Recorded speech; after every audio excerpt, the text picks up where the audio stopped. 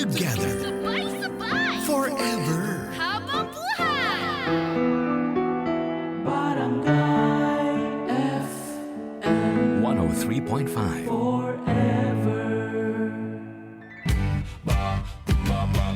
Papa Big Joe, Papa Big Joe, enjoy ang akong adlaw kay na siya sa show. Bisa na sa kamo ato, kuyog nimo ang vibe sa Barangay FM 103.5.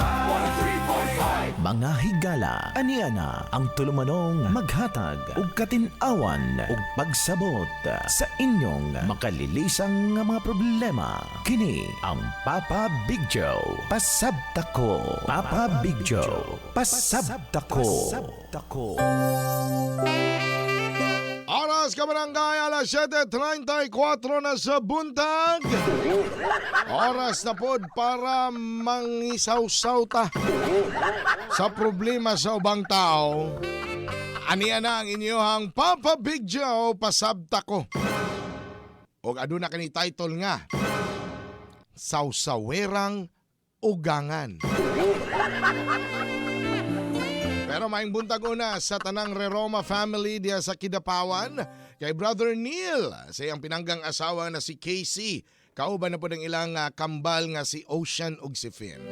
Ala sige, relax na mga kabarangay, mga angkol, mga ante, kay aniya na ang ato ang Papa Big Joe, pasabta ko karong adlaw na Tuesday. Sa kinabuhing minyo, duwaray posibilidad nga relasyon nimo sa imong ugangan. Pwedeng vibes kayo mo o pwede sab kontra sab kaayo mo. Mayong buntag Papa Big Joe ug mga kabarangay. Ako di ay si Michael ug minyo nako sa pagkakaron. Usa ka unika iha ang akong asawa na si Janelle. Maong pampered kaayo kini sa iyang ginikanan, labi na sa iyang mama. Hapit man gud mataktak si Janelle samtang ginabunti sa iyang inahan tung una. Rason nga doble amuma ang ginabuhat sa iya sa iyang mama. Kung ang ubang mama wala ginapapaak ilang anak sa lamok, kini iyang mama padulong pa lang ang lamok, tipok na ni. Katong gapanguyab pa lang ko kay Janelle, Papa Big Joe, disgusto na jud ang iyang mama sa akua. Pero why problema sa iyang papa kay bayos man kaayo mi tungod parehas mi ganahan og basketball. NBA, PBA, masking unsa basta basketball. At least ang iyang mama na lang ang akong problemahon. Kada pamisita na ako sa ilang balay, ginatarayan jud ko sa mama ni Janelle. Usahay gani ang iyang papa na ang mangayog dispensa sa akua tungod sa tinagdan sa iyang asawa sa akua. Dili sayon ang akong naagihan nga pagpanguyab kay Janelle, Papa Big Joe. Pero nagbunga gihapon kini tanan kay gisugot ko ni Janelle after a year nga pagpanguyab. Adunay mga panahon sa amuang panag-uyab, Papa Big Joe, ni Janelle nga aduna kami panaglalis. Tungod ra sabgod sa pagka-brat og spoiled niya. Ug di jud mawala sa eksena ang baba sa iyang mama. Ako pirmi ang ginabasol ni ini. Anong nag-away daw mi sa iyang pinanggang anak. Badtripa lagi. Pero tanan kinigi antos lang nako for 5 years. Tungod I love you manggug kaayo ko sa iyang anak. Dayon miabot na ang pagplano namo ni Janelle sa amo ang pagpakasal o sa akong pagpamalay kauban ng akong parents. Himala kaayo kay nahimong buotan ang bruha niya nga mama.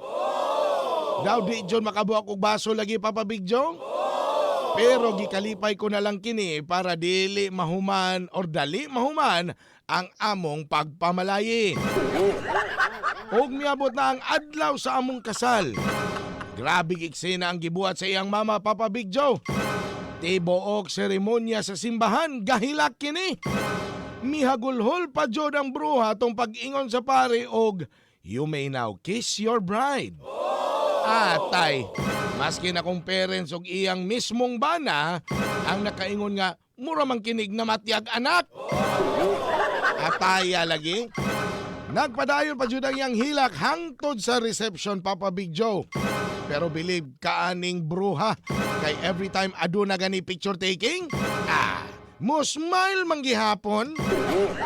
Aning jud. Tung minyo nami, milahi na dayon migpuyo ni Janelle. Abi na ako makaikyas na ko atong bruha na ako nga ugangan. Pero namali ko. Halos kada adlaw naman hinoon mo adto sa amo ang balay.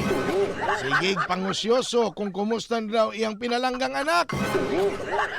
Misamot pa jud ang akong dimalas tung nabuntis si Janelle kay kada adlaw na lang naa dito.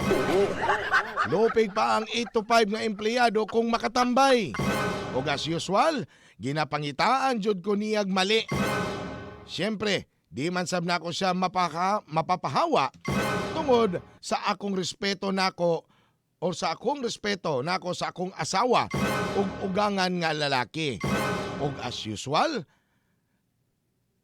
nga kung aduna kami petty quarrel sa akong asawa, dire-diretso dayon nimo apil og ako ang basulon. Pandamay, basol is real, my brother. Muabot pa jud ang panahon, Papa Big Joe, nga maputol ang taas nga pisi nga pasensya sa usa ka tawo ug wa nako nakaikyas niini. First birthday sa mo anak ni Janelle. Dagang bisita sa balay. Aning mampud ning caterer gud ba kay dugay kaayo naka-set up. Nasuko ang bruha. Ako dayon ang gibasol. Kesyo gutom na daw kayo ang mga bisita og didto ko miboto. Nasyagitan jud nako siya. Nahilom ang tanan og hinay-hinay ng hawa ang mga bisita. Ako ang naulaw. Ug imbes mauwaw tong bruha, gikasab-an pa hinuon kog samot. Animals. Sa kasuko nako sa iyang sa kasuko nako, ako siyang giingnan nga gusto niya makuha ang iyang anak. Pwes dalaan na. Kay gikapoy na kog pakitungo sa imuha. First time na ako nakita nga milaban ang akong asawa sa akoa. Maskin iyang papa milaban sab sa akoa. Napakauwawa na hinoon ang bruha gikan mismo sa iyang anak og bana. Tagam. Hangtod karon, Papa Big Joe, di jud mi in good terms sa ako ang ugangan nga babae. Pero at least wala na siya gabisita sa balay. Di na kaayo migakita. Kung gusto nila makita ilang anak ug apo, ako lang kini silang ihatod sa balay atong bruha. Ug di ko mosulod para na sab iwas away ba. Kay malipayo na ba ang among pagpamuyo sa ako ang gamayng pamilya sa amo ang balay. Karon pasabtado ko, Papa Big Joe. Nganong init man jud ang dugo sa ako ang bruhang ugangan sa ako Wala man ko'y ginabuhat nga daotan sa iya ha. Nahurot na ang akong idea para pakitunguhan siya. Gusto na ako siyang sabton pero di jud na ako makuha ngano suko kayo siya sa ako Maluoy pud baya ko niya pero hurot na sab ang akong pagsabot sa iya ha. Hinaot mo abot ang adlaw nga magka-okay ming duha sa mama ni Janelle. Pero ambot lang kung moabot pa kining adlaw. Ug mao kana ang problema sa tuang problem sender karong buntaga. Diyos ko Lord, no? Murag ako'y naluoy nimo ba, Michael? Ala sige, pasabto nato siya ha. Text na dahil mo 0921-314-6549 para masabta na niya ang tanan. Barangay FM 103.5. Stronger